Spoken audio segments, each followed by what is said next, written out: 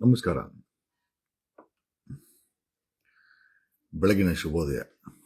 ನಾನು ಸಾಮಾನ್ಯವಾಗಲ್ಲ, ನನ್ನ wake up time ಬಂದ್ಬಿಟ್ಟು 3:15.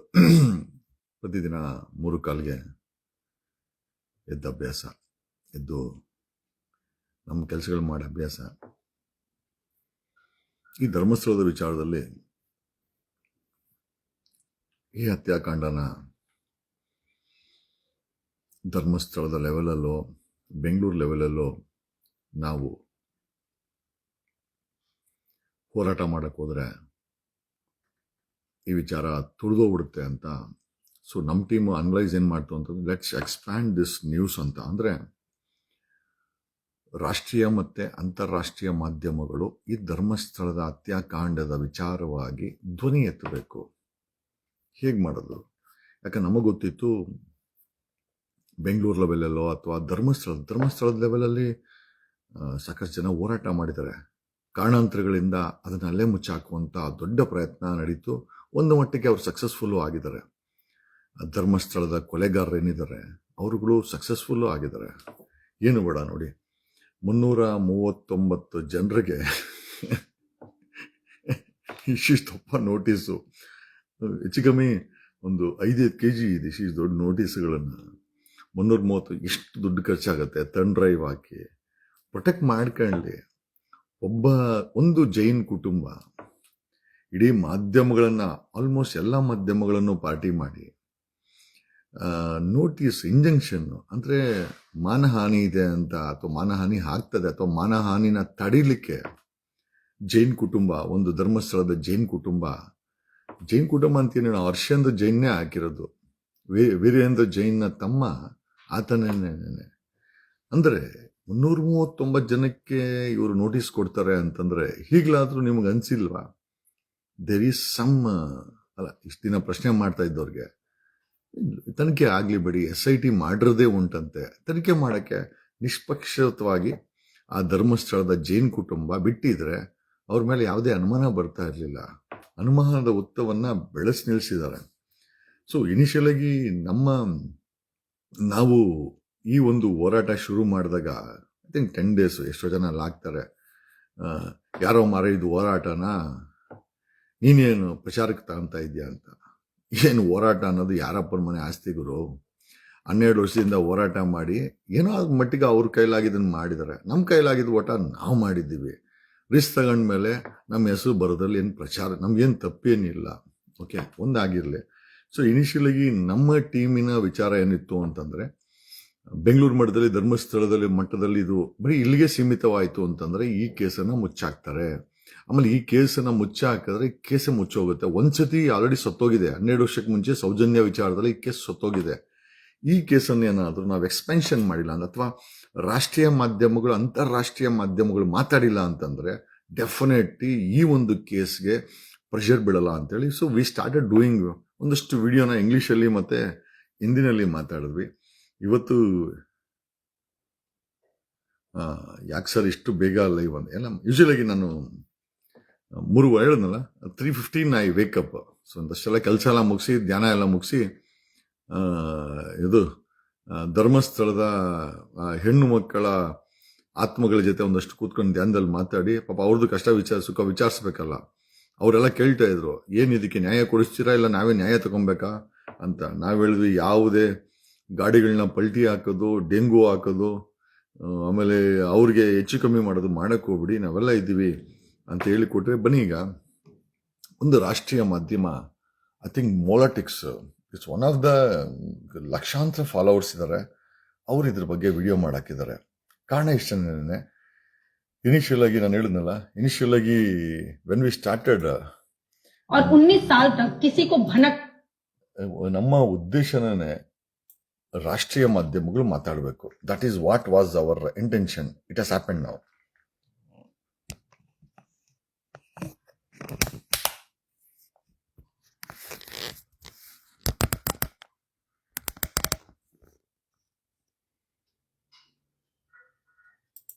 एक मंदिर के नीचे सैकड़ों औरतों की लाशें दबी थी और 19 साल तक किसी को भनक तक नहीं लगी। मामला है कर्नाटक के धर्मस्थल मंदिर का, जहां 19 साल तक काम करने वाले एक दलित सफाई कर्मी ने हाल ही में चुप्पी तोड़ी है, जिसे सुनकर आपके रोंगटे खड़े हो जाएंगे। उसका आरोप है कि उसे 100 से ज्यादा औरतों और नाबालिग लड़कियों की लाशें जलाने और दफनाने को मजबूर किया गया, और अगर उसने मना किया होता तो उसे भी काट कर वहीं गाड़ देते। वो बताता है, कुछ लड़कियां स्कूल ड्रेस में थी, कुछ के शरीर पर कपड़े तक नहीं थे, कई लड़कियों का गला घोटा गया और कुछ के शरीर पर तेजाब डालकर जलाया गया। ये लाशें दफनाने के लिए उसे अक्सर रात के वक्त बुलाया जाता था और लाशों को नेत्रावती नदी के किनारे गीली मिट्टी में दफनाने के ऑर्डर दिए जाते थे, ताकि बॉडी जल्दी सड़ जाए और कोई सबूत ना बचे। एक मामले में तो लड़की को जला देने से पहले उसका चेहरा तेजाब से जला दिया गया और फिर अखबार में लपेटा गया। पर अब सवाल आता है कि ये बात बाहर कैसे आई। सफाई कर्मी 2014 में अपने पूरे परिवार के साथ धर्मस्थला छोड़कर चला गया था। इसके बाद कर्नाटक के पड़ोसी राज्यों में छिपकर और डर कर अपनी जिंदगी बिताता रहा। लेकिन अब 10 साल बाद वो अपने साथ खुदाई में निकाली गई हड्डियां, पीड़िताओं के आधार कार्ड, कुछ पहचान पत्र और फोटो लेकर 11 जुलाई को अदालत में गवाही देने पहुंचा। यूजुअली कोर्ट में जब किसी को पेश किया जाता है तो उसका चेहरा ढका होता है, पर यह व्यक्ति सिर से पैर तक खुद को कुछ इस तरह से ढक कर आया, क्योंकि वह डरा हुआ है। अगर इस व्यक्ति का दावा सच हुआ तो यकीन मानिए हाल के वक्त का ये देश का सबसे दहला देने वाला खुलासा होगा। उसने जज से कहा, अब मैं अंदर से मर चुका हूँ, इसलिए अब सच बोल रहा हूँ। इस पर बीजेपी विधायक अरविंद बेलाट कहते हैं, ये आरोप झूठे और बेबुनियाद हैं। मंदिर ट्रस्ट पूरी तरह चुप है, लेकिन गवाह का दावा है, जिनका नाम है वो बहुत ताकतवर है। मुझे पहले सुरक्षा दीजिए, फिर मैं नाम बताऊंगा। अब मामला अदालत तक पहुंच चुका है, सबूत जमा किए जा चुके हैं, लेकिन अब देखना ये है कि क्या कोर्ट इस पर कोई बड़ा कदम उठाएगा या ये मामला भी पुराने केसों की तरह दबा दिया जाएगा। इस पूरी घटना पर क्या कहना चाहेंगे कमेंट बॉक्स में जरूर बताएं और हमें फॉलो करना ना भूलें।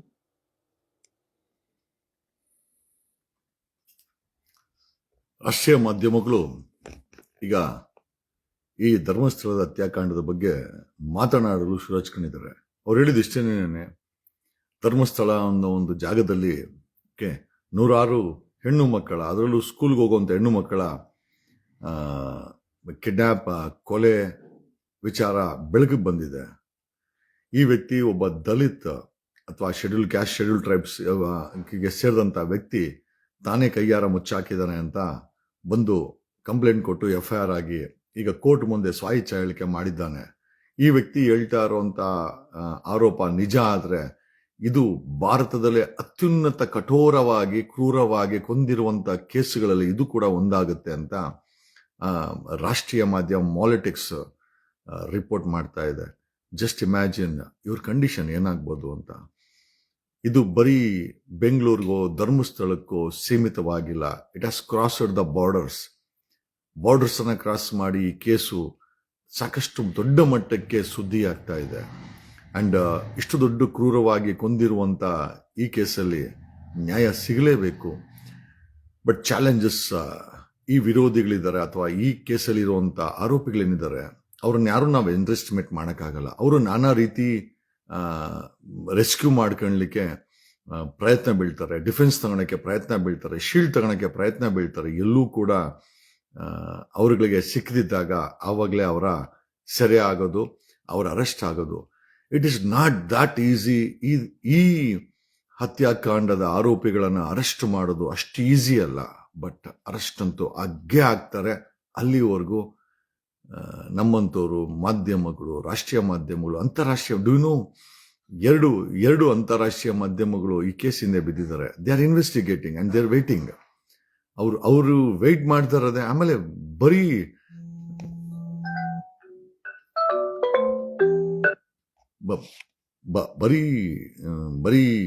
ಕರ್ನಾಟಕದ ಅವಾಗಲೇ ಯಾರೋ ಒಬ್ರು ವಿಡಿಯೋ ಮಾಡಾಕಿದ್ರು, ತುಂಬಾ ಚೆನ್ನಾಗಿದೆ. ಐ ಥಿಂಕ್ ಮಂಗಳೂರಿನ ಕೆಲವು ಮಾಧ್ಯಮಗಳು ಅನ್ಸುತ್ತೆ ಕೆಲವೊಂದು ವಿಡಿಯೋ ಮಾಡಾಕಿತ್ತು. ಈ ಹೆಣ್ಣು ಮಕ್ಕಳ ಹೆಣದ ಬದಲು ಅಕಸ್ಮಾತ್ ದನದ ಅಂದ್ರೆ ಹಸುವಿನ ಹೆಣಗಳು ಬಿದ್ದಿದ್ರೆ ಇವತ್ತಿನ ಕನ್ನಡದ ಮಾಧ್ಯಮಗಳು 24 ಗಂಟೆ ಸ್ಟೋರಿ ಮಾಡ್ತಾ ಇದ್ರು. ಡೆಲ್ಲಿಯಿಂದ ಶೋಭಾ ಕರಂದ್ಲಾಜೆ ಬಂದು ಬಾಯಿ ಬಡ್ಕಂತ ಇದ್ಲು. ಈ ಕಡೆ ಪ್ರಹ್ಲಾದ್ ಜೋಶಿ ಹೈ ಲೆವೆಲ್ ಮೀಟಿಂಗ್ಗಳು, ಬ್ರೀಫಿಂಗ್ಗಳು ಮಾಡ್ತಾ ಇದ್ದ. ಐ ಥಿಂಕ್ ಪ್ರಮೋದ್ ಮುತಾಲಿಕ್ ಇನ್ನೇನೋ ಅವನ ಆಸ್ತಿನೇ ಕಬಳಿಸ್ಕೊಂಡ್ಬಿಟ್ಟಿದ್ರು ಅಂತ ಮಾತಾಡ್ತಾ ಇದ್ರು. ಮತ್ತೆ ಈ ಗೂಗಲ್ ಪೇ, ಮತ್ತೆ ಫೋನ್ ಪೇ ಗಿರಾಕಿಗಳಂತೂ ಬಿಡಿ, ಬೀದಿಗೆ ಎಳೆದು ಹೆಚ್ಚು ಕಮ್ಮಿ ಮರ್ಡರ್ ಮಾಡಿದ್ರು ಕೂಡ ನಾವು ಆಶ್ಚರ್ಯ ಪಡಬೇಕಾಗಿಲ್ಲ. ಜೊತೆಯಲ್ಲಿ ಪಾಕಿಸ್ತಾನನ, ಅಫ್ಘಾನಿಸ್ತಾನನ, ಇಲ್ಲಿರೋ ಸಾಬರ್ನ, ಅವ್ರ ಮಾನ ಮರ್ಯಾದಿನ ಪದೇ ಪದೇ ಹರಾಜಕ್ಕಿದಂತೂ ಕೇಳ್ತಾ ಇರಲಿಲ್ಲ. ಇದೆಲ್ಲ ನೋಡಿ, ಒಂದು ಪ್ರಾಣಿಗೆ ಕೊಡುವಂತ ಇಂಪಾರ್ಟೆನ್ಸು ನಮ್ಮ ಹೆಣ್ಮಕ್ಳಿಗೆ, ನಮ್ಮ ದಲಿತ ಹೆಣ್ಮಕ್ಳಿಗೆ, ನಮ್ಮ ಶೂದ್ರ ಹೆಣ್ಮಕ್ಳಿಗೆ, ನಮ್ಮ ಬ್ರಾಹ್ಮಣರ ಹೆಣ್ಮಕ್ಳಿಗೆ, ಕೊಲೆಯಾದಂತ ಒಕ್ಕಲಿಗ ಹೆಣ್ಮಕ್ಳಿಗೆ, ಕೊಲೆಯಾದಂತ ಶೆಟ್ರು, ತಿಗಿಳ್ರು, ಲಿಂಗಾಯತರು ಹೆಣ್ಮಕ್ಳಿಗೆ ಕೊಡ್ತಾ ಇಲ್ವಂತ. ಇವ್ರು ಯಾರು ಹಿಂದೂಗಳಲ್ವಾ? ಪ್ರಾಣಿಗಳ ಕೊಲೆ ಆದಾಗ, ಪ್ರಾಣಿಗಳನ್ನ ವಧೆ ಮಾಡಿದಾಗ ಕೊಲ್ಲುವಂತ ನಿಮ್ಮ ಕೈಗಳು, ಬಾಯಿಗೆ ಬಂದಂತ ನಿಮ್ಮ ಮಾತುಗಳು, ಇವತ್ತೇನಾದ್ರೂ ಈ ವಿಚಾರದಲ್ಲಿ, ಈ ಹಿಂದೂ ಹೆಣ್ಣು ಮಕ್ಕಳ ಕೊಲೆ ವಿಚಾರದಲ್ಲಿ ಲಕ್ವಾ ಹೊಡೆದಿದ್ಯಾ? ನಿಮ್ಗೇನಾದ್ರು ಬಾಯಿಗೆ ಯಾಕೆ ಮಾತಾಡ್ತಾ ಇಲ್ಲ? ಮಾಧ್ಯಮಗಳು ನೋಡ್ರಿ, ಅಜಿತನ್ನ ಹಿಡಿಯಕ್ಕಾಗ್ತಾ ಇತ್ತಾ? TV9 ಹಿಡಿಯಕ್ಕಾಗ್ತಾ ಇತ್ತಾ? ಮಾಧ್ಯಮಗಳು ಯಾವ ಮಟ್ಟಕ್ಕೆ SIT ರಚನೆ ಆದ್ಮೇಲೆ ಹೆಡ್ಲೈನ್ಸ್ ಮಾಡ್ತಾ ಇದ್ದಾರೆ. ಆ SIT ರಚನೆಗೆ ನಾವೆಲ್ಲ ಎಷ್ಟು ಕಷ್ಟಪಟ್ಟಿದ್ದೀವಿ.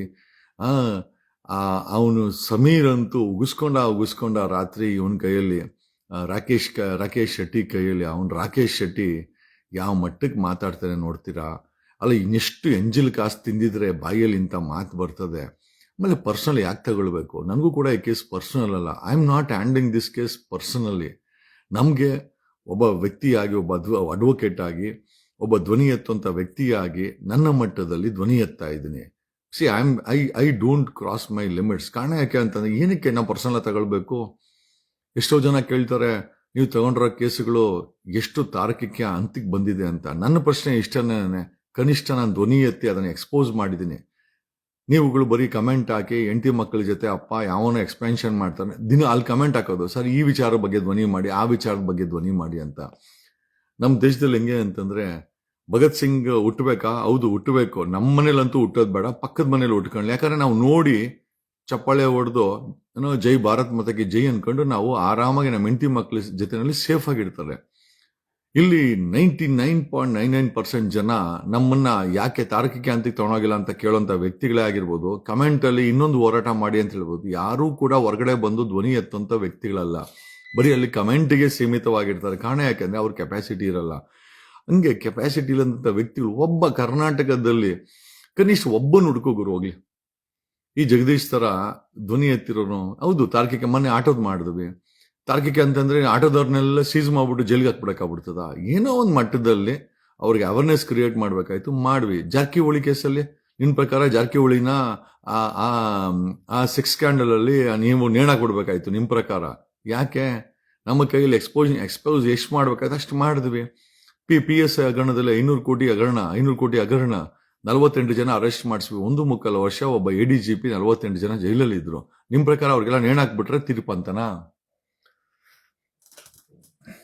ಇವನು ಯಾರು, ರವಿ ಡಿ ಚಂದ್ರರಾವ್ ಕೇಸಲ್ಲಿ ದಾಖಲೆ ಸಮೇತ ಸಾಮಾಜಿಕ ಜಾಲತಾಣದಲ್ಲಿ ಡೀಟೇಲ್ಸ್ ಇಟ್ಟು ತಾಕತ್ತಿರುವಂತ ಯಾವುದೇ ಸರ್ಕಾರ ಆಗಿದ್ರು ಕೂಡ ಕ್ರಮ ಜರುಗಿಸ್ತಾ ಇದ್ರು. ಮಾಡಲ್ಲ. ಎಷ್ಟು ಅಂತ ಹೋರಾಟ ಮಾಡಕ್ಕಾಗತ್ತೆ? ನೀವು ಯಾರಾದ್ರೂ ಈ ಹೋರಾಟಗಳಿಗೆ ಸ್ಪಾನ್ಸರ್ ಮಾಡ್ತೀರಾ, ದುಡ್ಡು ಕೊಡ್ತೀರಾ, ಫಂಡಿಂಗ್ ಮಾಡ್ತೀರಾ? ಆಮೇಲೆ ಹೋರಾಟಕ್ಕೆ ದುಡ್ಡಿಲ್ಲ ಅಂದ್ರೆ ಏನೂ ಮಾಡೋಕ್ಕಾಗಲ್ಲ. ಅದು ಕೂಡ ನಿಮಗೆ ಗೊತ್ತಿರಲೇಬೇಕು. ಮನೆ ದುಡ್ಡು, ನಾವು ದುಡ್ದಿರೋ ದುಡ್ಡನ್ನು ತಗೊಂಡ್ಬಂದಿಲ್ಲ, ಹಾಕಿ ಹೋರಾಟ ಮಾಡ್ತಾ ಇದ್ದೀವಿ.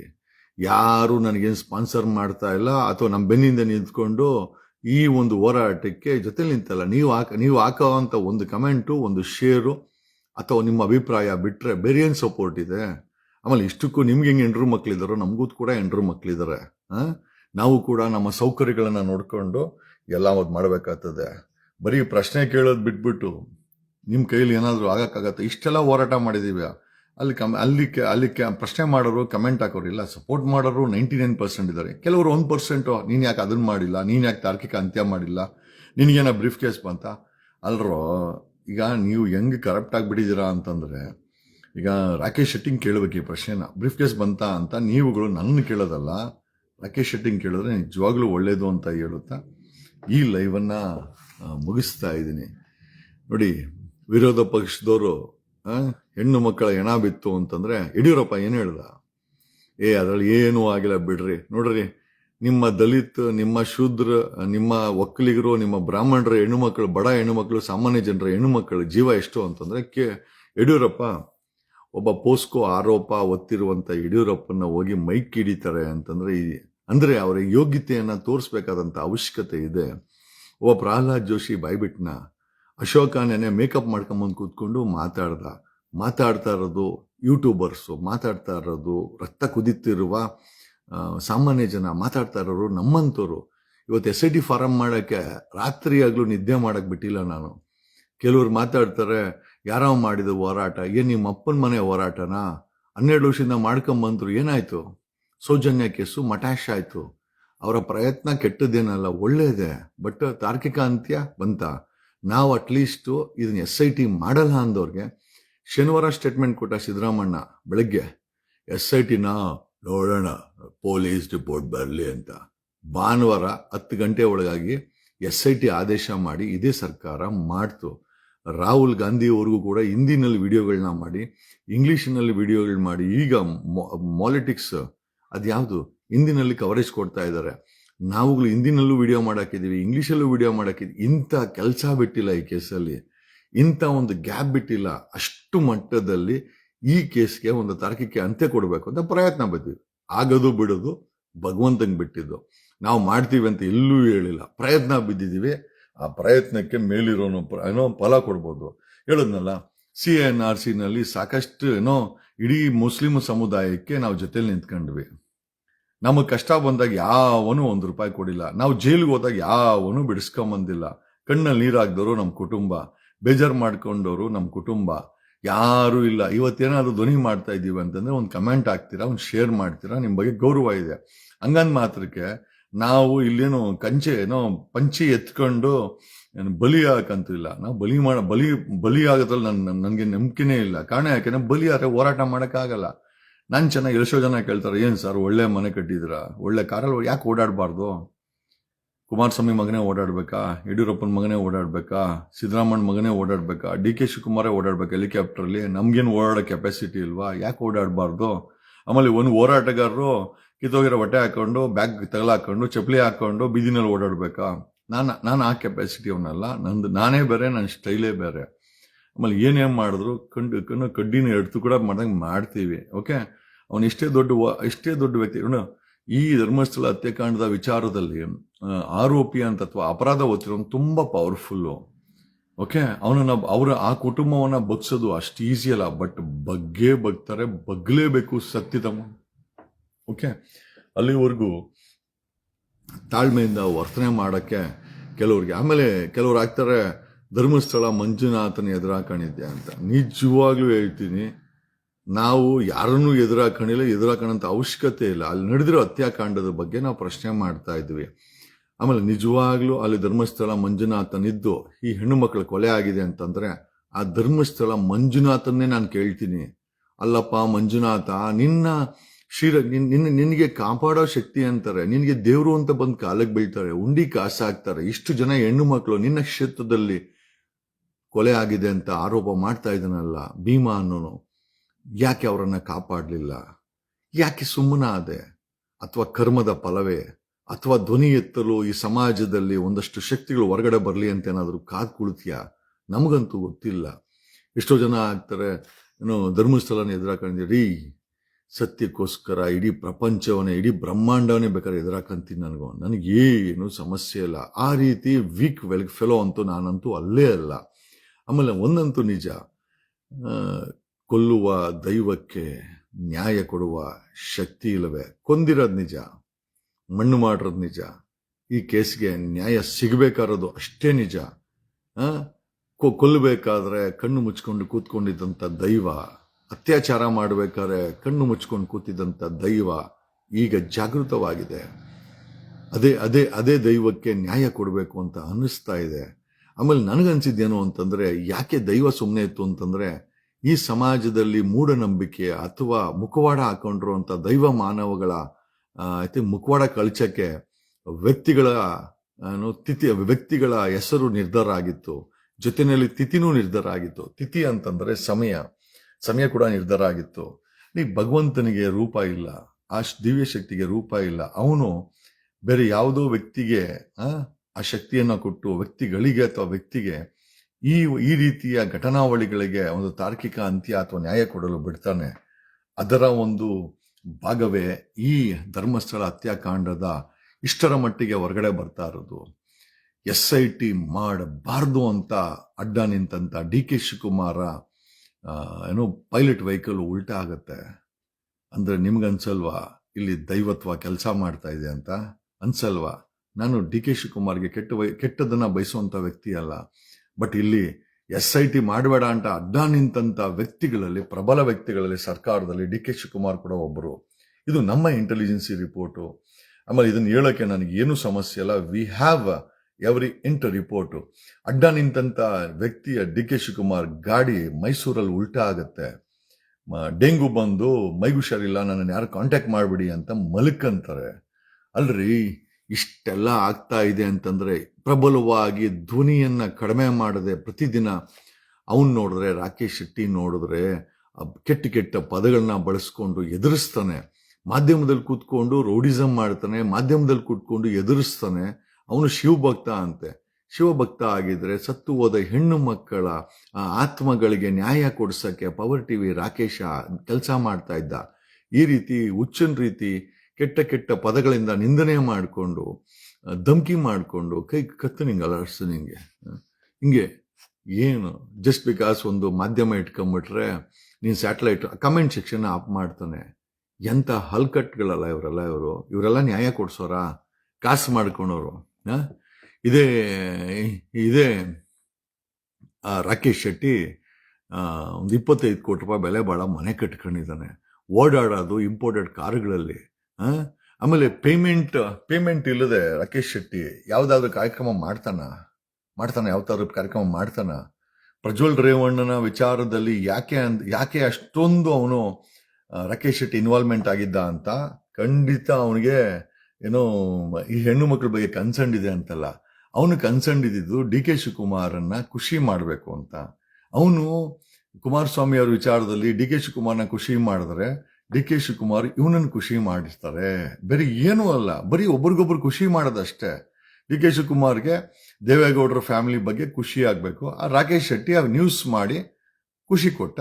DK ಶಿವಕುಮಾರ್ ಕೂಡ ರಾಕೇಶ್ ಶೆಟ್ಟಿಗೆ ಖುಷಿ ಮಾಡಿರ್ತಾರೆ. ಇದು ನನ್ನ ಅನುಭವ. ನನಗೆ ಹೇಳಕ್ಕೆ ಏನು ಸಮಸ್ಯೆ ಇಲ್ಲ. ಆಮೇಲೆ ಈ ರಾಕೇಶ್ ಶೆಟ್ಟಿ ಮಾಡೋ ಪ್ರತಿಯೊಂದು ವಿಚಾರಕ್ಕೂ ಕೂಡ ಒಂದು ಒಂದು ಒಂದು ಒಂದು ಸಬ್ಜೆಕ್ಟ್ ತಗೊಂಡ್ರೆ ಅದರೊಂದು ವಿಚಾರ ಇತ್ತು ಅಂತಂದ್ರೆ ಅದಕ್ಕೊಂದು ಡ್ಯಾಡಿ ಇರ್ತಾರೆ. ಡ್ಯಾಡಿ ಅಂದ್ರೆ ಯಾರು? ಆ ಸುದ್ದಿಗೆ ನ್ಯೂಸ್ ಹಾಕುವಂಥವ್ರು ಡ್ಯಾಡಿ, ಆ ಸುದ್ದಿಗೆ ಬಂಡವಾಳ ಹಾಕುವಂಥವ್ರು ಡ್ಯಾಡಿ. ಈ ರಾಕೇಶ್ ಶೆಟ್ಟಿಗೆ ಪ್ರತಿಯೊಂದು ಕಾರ್ಯಕ್ರಮದಲ್ಲೂ ಕೂಡ 99% ಡ್ಯಾಡಿಗಳಿದ್ದೇ ಇರ್ತಾರೆ. ಡ್ಯಾಡಿ ಇದ್ರೆ ಮಾತ್ರ ಇವನು ರಾಕೇಶ್ ಶೆಟ್ಟಿ ಕಾರ್ಯಕ್ರಮ ಮಾಡೋದು. ಅದ್ರಲ್ಲಿ ಏನಾದರೂ ಲಾಭ ಇದ್ರೆ ಮಾತ್ರ ರಾಕೇಶ್ ಶೆಟ್ಟಿ ಲಾಭ ಮಾಡೋದು. ಲಾಭ ಇಲ್ಲ ಅಂದ್ರೆ ಅವನು ಏನೂ ಮಾಡಲ್ಲ. ಈಗ coming to straight to Dharmasthala ಹತ್ಯಾಕಾಂಡದ ವಿಚಾರದಲ್ಲಿ ಕೊಲೆ ಆಗಿರೋದು ನಿಜ, ಹೆಣ್ಣು ಮಕ್ಕಳು ಮಿಸ್ಸಿಂಗ್ ಆಗಿರೋದು ನಿಜ. ಯಾಕೆ ಅನನ್ಯ ಭಟ್ ಅವರ ತಾಯಿ ಸುಜಾತಾ ಭಟ್ ಅವರು ಓಪನ್ ಆಗಿ ಬಂದು ಹೇಳ್ತಾ ಇದ್ದಾರೆ, ಯಾರು ಅವ್ರಿಗೆ ಧಮಕಿ ಹಾಕರು, ಯಾರು ತಲೆ ಹೊಡೆದಾಕರು, ಯಾವಾಗಿಂದ ಅವ್ರ ಮಕ್ಕಳು ಮಿಸ್ ಆಗಿದ್ದಾರೆ ಅಂತ. ನಾವೇನಾದ್ರು ಕಟ್ಟುಕತೆ ಕಟ್ಕೊಂತ ಇದ್ದೀರಾ? ಮಿಸ್ ಆಗಿರೋರ ಪೋಷಕರು, ತಂದೆ ತಾಯಿಗಳು ಬೀದಿಗೆ ಬಂದು ಹೇಳ್ತಾ ಇದ್ದಾರೆ ಅವ್ರಿಗೆ ನ್ಯಾಯ ಸಿಕ್ಕಿಲ್ಲ ಅಂತ. ಇಡೀ ಸಮಾಜಕ್ಕೆ ಗೊತ್ತಿದೆ. ಸೌಜನ್ಯ ಕೇಸಲ್ಲೂ ಕೂಡ ನ್ಯಾಯ ಸಿಗಲಿಲ್ಲ. ಪೋಸ್ಟ್ ಮಾರ್ಟಮ್ ತಿರ್ಚಿದ್ರು, ಪೋಸ್ಟ್ ಮಾರ್ಟಮ್ ಅನ್ನ ದಿಕ್ತಪ್ಸಿದ್ರು, ಇನ್ವೆಸ್ಟಿಗೇಷನ್ ಆಫೀಸರ್ಗಳನ್ನ ಇನ್ಫ್ಲೂಯೆನ್ಸ್ ಮಾಡಿದ್ರು, ಮುಚ್ಚಾಕಿದ್ರು. ಕೊನೆಗೆ ಅವ್ರ ನೋಡಿ, ಧರ್ಮ ವರ್ಕ್ ಆಗುತ್ತೋ ಇಲ್ಲೋ ಗೊತ್ತಿಲ್ಲ, ಕರ್ಮ ಅಂತೂ ವರ್ಕ್ ಆಗೇ ಆಗತ್ತೆ. ಇದು ಕರ್ಮದ ಫಲ, ಕರ್ಮದ ಭೂಮಿ ಅಂತಾರೆ. ನಾವು ಮಾಡಿದ ಇಲ್ಲೇ ಅನುಭವಿಸ್ಬೇಕಾಗತ್ತೆ. ನೀನು ಒಳ್ಳೇದು ಮಾಡು ಅನುಭವಿಸ್ತೀಯ, ಕೆಟ್ಟದ್ ಮಾಡು ಅನುಭವಿಸ್ತೀಯ. ನೀನು ಎಷ್ಟೇ ದೊಡ್ಡವನಾಗಿರೋ, ಜಾರಕಿಹೊಳಿ ರೀ, ಒಂದು ಸಮಯದಲ್ಲಿ ಜಾರಕಿಹೊಳಿ ಕೇಸನ್ನ ಕೈ ಇಟ್ಟಾಗ ಎಲ್ಲ ಏನ್ ಹೇಳೋದು ಗೊತ್ತಾ ನನಗೆ? ನಿನ್ನ ಮುಗಿಸಾಕ್ತಾರೆ ಕಣೋ, ಹುಷಾರಾಗಿರು ಅಂತ. ನಾನು ಮುಗಿಸ್ಬೇಕಾದವನು ಮೇಲೆ ಅವನಿದ್ದಾನೆ, ಅವನು ನನ್ನ ಪ್ರೊಟೆಕ್ಟ್ ಮಾಡ್ತಾ ಇದ್ದಾನೆ. ಆಮೇಲೆ ನನಗೂ ಕೂಡ ಒಂದು ಶಕ್ತಿ ಅಂತೂ ಭಗವಂತ ಆಶೀರ್ವಾದ ಮಾಡೇ ಮಾಡಿದ್ದಾನೆ. ಯಾಕೆ ಅಂತಂದ್ರೆ ನಾನು ಕೂಡ ಸಾಮಾನ್ಯನಂತೂ ಅಲ್ಲ, ಸಾಮಾನ್ಯ ವ್ಯಕ್ತಿ ಅಂತೂ ಅಲ್ಲ. ನನ್ನಲ್ಲೂ ಒಂದು ಶಕ್ತಿ ಅಂತೂ ಇದ್ದೇ ಇದೆ. ಅದು ನಾನು ಹೇಳ್ಕೊಳ್ಳೋಂಥ ಅವಶ್ಯಕತೆ ಇಲ್ಲ. ನನ್ನ ಬಾಯಲ್ಲಿ ಬರೋವಂಥ ಮಾತಿದೆಯಲ್ಲ, ಅದಕ್ಕೊಂದು ಶಕ್ತಿ ಅಂತ. I always says words are very powerful. Ensure ನೀವು ಪದ ಬಳಕೆಯನ್ನು ಹುಷಾರಾಗಿ ಮಾಡಿ. ಬ್ರೂಸ್ಲಿ ಹೇಳಿರೋಂಥ ವಿಚಾರ ಇದು. Every word is a form of energy. ನಾವು ಮಾತಾಡ್ತೀವಲ್ಲ, it's a form of energy. ಯಾವ ರೀತಿ ಆತ್ಮ ಎನರ್ಜಿ, ಯಾವ ರೀತಿ ಪರಮಾತ್ಮ ಎನರ್ಜಿ, ನಾವು ಮಾತಾಡೋ ಮಾತು ಇದೆಯಲ್ಲ ಅದು ಕೂಡ ತುಂಬ ಇಂಪಾರ್ಟೆಂಟು. ಆಮೇಲೆ ಆ ಬಳಕೆ ಇದೆಯಲ್ಲ ತುಂಬ ಇಂಪಾರ್ಟೆಂಟು. ಎಂಜಿಲ್ ಕಾಸ್ತಿಂದು ಯಾರೋ ಬ್ರೀಫ್ ಕೇಸ್ ಕೊಟ್ಟರು ಅಂತ ಸ್ಯಾಟಲೈಟ್ ಟಿವಿ ಓನರ್ ಆಗಿ ಆ ರೀತಿ ಮಾತಾಡೋದು ಎಷ್ಟು ಮಟ್ಟಿಗೆ ಸರಿ ಅಂತ ಹೇಳುತ್ತಾ,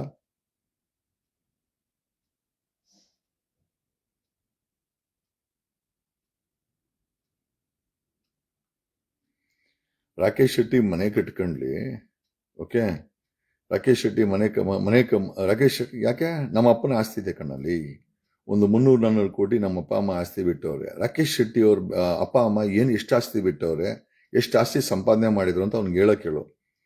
ನ್ಯೂಸ್ ಮಾಡಕ್ ಮುಂಚೆ ಅವನ ಬಗ್ಗೆನೇ ಒಂದು ನ್ಯೂಸ್ ಮಾಡಕ್ ಹೇಳು.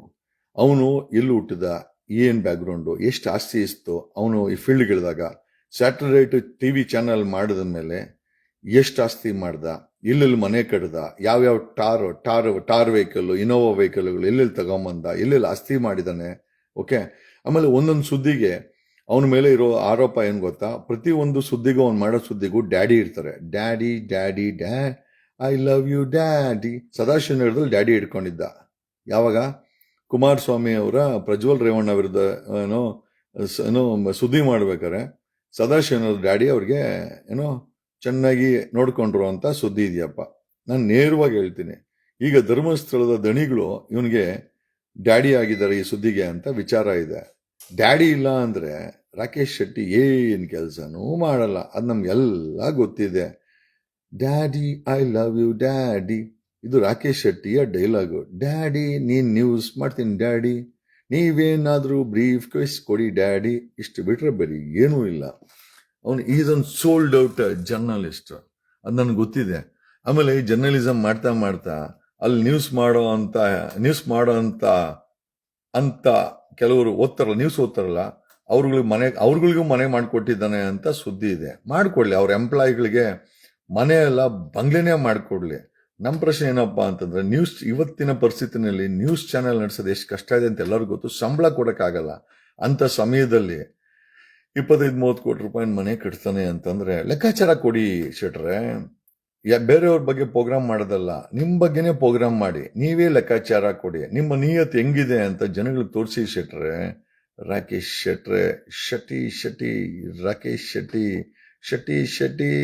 ಡ್ಯಾಡಿ ಶೆಟ್ಟಿ. ಡ್ಯಾಡಿ ಬೇಕೇ ಬೇಕಲ್ವಾ ಶೆಟ್ಟಿ ನಿಂಗೆ? ಕುಮಾರಸ್ವಾಮಿ ಅವರ ಪ್ರಜ್ವಲ್ ರೇವಣ್ಣ ವಿಚಾರದಲ್ಲಿ ಬೇರೆ ಮಾಧ್ಯಮಗಳು ಮಾಡ್ತು, ಬಟ್ ಈ ವ್ಯಕ್ತಿ ಬಿದ್ದ ಡ್ಯಾಡಿ ಲವ್ ಯು ಡ್ಯಾಡಿ ಸದಾಶಿವನಗರದ ಸದಾಶಿವನ ಡ್ಯಾಡಿ ಚೆನ್ನಾಗಿ ನೋಡ್ಕೊಂಡಿದ್ದಾರೆ, ಅದಕ್ಕೆ ಮಾಡಿದ್ದು. ಇನ್ನೂ ಸ್ನೇಹಿತರೆ, ಎಲ್ಲ ವಿಚಾರಗಳನ್ನು ತಿಳಿಸುತ್ತಾ ಉದ್ದೇಶ ಇಷ್ಟೇನೆ. ಓಕೆ, ನಾವು ಈಗ ನಮ್ಗಳಿಗೆ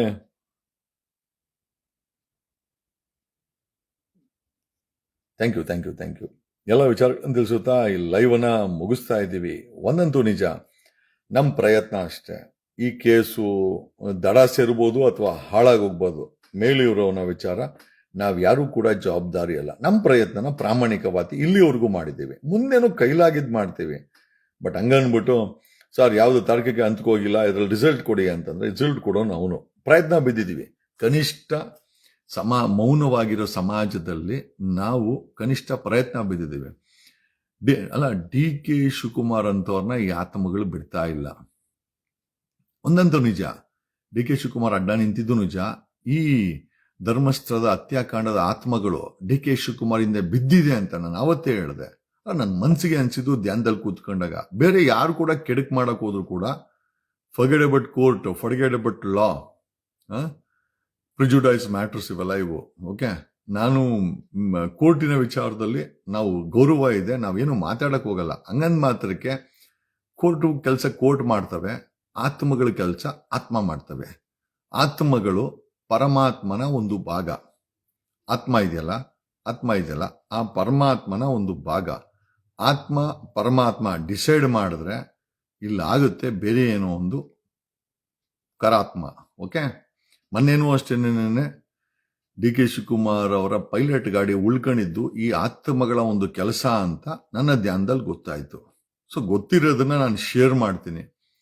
ಡಿ ಕೆ ಶಿವಕುಮಾರ್ ಇವತ್ತು ಕೂಡ ವಿರೋಧ ಮಾಡ ಹೋದ್ರೆ ಇನ್ನೂ ಹೆಚ್ಚಿನ ತೊಂದರೆಗಳು ಈ ಆತ್ಮಗಳು ಕೊಡಬಹುದು ಅಂತ ನನಗೆ ಧ್ಯಾನದಲ್ಲಿ ಅನ್ನಿಸ್ತು. ಅದಕ್ಕೋಸ್ಕರನೇ 3 ದಿವಸ ಡೆಂಗು ಜ್ವರ ಬಂದಿದೆ ಅಂತ ಮಲ್ಕೊಂಬಿಟ್ಟವ್ರಂತೆ. ಮಲ್ಕೊಂಡ್ರೆ ನಾವೇನು ಮಾಡಕ್ಕಲ್ಲ. ಬಟ್ ಒಂದಂತೂ ನಿಜ, ಧರ್ಮಸ್ಥಳದ ಹತ್ಯಾಕಾಂಡದ ಆತ್ಮಗಳು ಆಕ್ಟಿವ್ ಆಗಿವೆ. ಅವು ಯಾವ SITಗೂ ಕೇರ್ ಮಾಡಲ್ಲ, ಯಾವ ಸರ್ಕಾರಕ್ಕೂ ಕೇರ್ ಮಾಡಲ್ಲ, ಯಾವ ಇನ್ಫ್ಲೂಯೆನ್ಸ್ಗೂ ಕೇರ್ ಮಾಡಲ್ಲ. ಆತ್ಮಗಳು ಆಕ್ಟಿವೇಟ್ ಆಗಿದೆ. ನಾನು ಪದೇ ಪದೇ ಹೇಳ್ತೀನಿ, words are very powerful. Think before you speak ಅಂತ. ಮಾತನಾಡುವ ಮುನ್ನ ಯೋಚನೆ ಮಾಡಿ ಮಾತಾಡಿ ಅಂತ. ಯಾಕಂದ್ರೆ ಆಡಿದ ಮಾತಿಗೆ ಎನರ್ಜಿ ಇದೆ, ಪವರ್ ಇದೆ, ಅದು ನಿಜ ಆಗುತ್ತೆ. ಸೊ ಈ ಆತ್ಮಗಳು ಕೂಡ ಆಕ್ಟಿವೇಟ್ ಆಗಿರೋದು ಅಷ್ಟೇ ನಿಜ. ಸಿದ್ದರಾಮಯ್ಯ ಮಾಡಲ್ಲ ಅಂತ ಹೇಳಿದ್ರು, SIT ಮಾಡಲ್ಲ ಅಂತಂದ್ರು. ಕೇವಲ 12 ಅವರಲ್ಲಿ ಅದೇ ಸಿದ್ದರಾಮಯ್ಯ ಮಾಡಿದಾನೆ. ಆತ್ಮಗಳಿಗೆ ಪವರ್ ಇಲ್ವಾ? ವಿರೋಧ ಮಾಡಿದಂತ D K Shivakumar pilot vehicle ಉಲ್ಟಾ ಆಗತ್ತೆ. ಆತ್ಮಗಳಿಗೆ ಪವರ್ ಇಲ್ವಾ? ಆತ್ಮಗಳು ಆಕ್ಟಿವೇಟ್ ಆಗಿಲ್ವಾ? ನಾನು ಬಾಯಲ್ಲಿ ಹೇಳಿದ್ರು ಸುಳ್ಳನೆ ಅನ್ಕೊಂಬಿಡೋಣ. ಕೆಲಸ ಮಾಡಿ ತೋರಿಸ್ತಾವೆ ಆತ್ಮಗಳು ಕೆಲಸ ಮಾಡಿ ತೋರಿಸ್ತಾ ಇದೆ. ತುಂಬಾ ದೊಡ್ಡ ಅನಾಹುತ ಆತ್ಮಗಳು ಮಾಡುತ್ತವೆ. ಇದನ್ನ ಈ ಅಮೃತ ಗಳಿಗೆನಲ್ಲಿ ನಾನು ನಿಮ್ಗೆ ಹೇಳ್ತಾ ಇದ್ದೀನಿ. ಈ ಆತ್ಮಗಳು ತುಂಬಾ ದೊಡ್ಡ ಅನಾಹುತವನ್ನ ಮಾಡಲು ತಯಾರಿ ನಡೆಸಿದ್ವೆ, ಮಾಡೇ ಮಾಡ್ತವೆ. ಇವತ್ತಾಗ್ಬೋದು, ನಾಳೆ ಆಗ್ಬೋದು, ನಾಳಿದ್ದಾಗ್ಬೋದು. ಒಂದು ದೊಡ್ಡ ಅನಾಹುತ ಮಾಡೇ ಮಾಡ್ತವೆ. ನಿಮಗೆಲ್ಲ ಈ ಒಂದು ಕೇಸಲ್ಲಿ ತಾರ್ಕಿಕ ಅಂತ್ಯವನ್ನ ಈ ಆತ್ಮಗಳೇ ತೋರಿಸ್ತವೆ. ಜಗದೀಶೂ ಅಲ್ಲ, ಸರ್ಕಾರನೂ ಅಲ್ಲ, SITನೂ ಅಲ್ಲ. ಆತ್ಮಗಳು ಆಕ್ಟಿವೇಟ್ ಆಗಿವೆ. ಆತ್ಮಗಳು ಈ ಒಂದು ಹತ್ಯಾಕಾಂಡಕ್ಕೆ ನ್ಯಾಯ ತಗೊಳ್ತವೆ, ನ್ಯಾಯವನ್ನು ಕೊಡ್ತವೆ. ಧನ್ಯವಾದ.